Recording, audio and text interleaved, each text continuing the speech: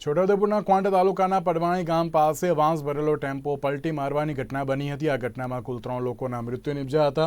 ત્યારે અકસ્માતની ઘટનામાં મોતને ભેટનાર ત્રણેય નસવાડી તાલુકાના લોકો છે। વાંસ ભરેલો ટેમ્પો ઢાળ ઉપર પાછો પડતા 40 ફૂટ ખાડામાં ટેમ્પોએ પલટી મારી હતી। ત્યારે ટેમ્પો પલટી મારતાની સાથે જ 6 વ્યક્તિઓ તેમાં દટાયા હતા। ત્યારે આ ઘટનાને પગલે ડ્રાઈવર પણ ફરાર થઈ ગયો હતો। ત્યારે ક્વાંટ પોલીસે અકસ્માતનો ગુનો નોંધીને વધુ તપાસ હાથ ધરી હતી।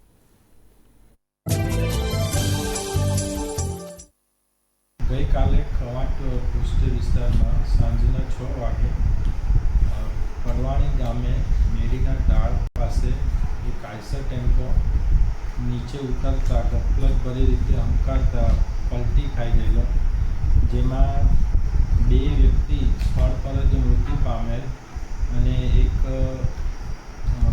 સ્ત્રીને દવાખાને લઈ જતા રસ્તામાં મૃત્યુ પામેલ અને બાકી બીજા 3 જણ એમાં ઈજાગ્રસ્ત થયેલ છે।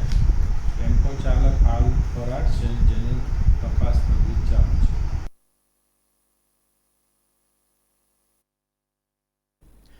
છોટાઉદેપુર જિલ્લાના ક્વાંટ એસટી ડેપો ખાતે 6 વાગ્યા પછી કોઈ કર્મચારી ડેપોની અંદર હાજર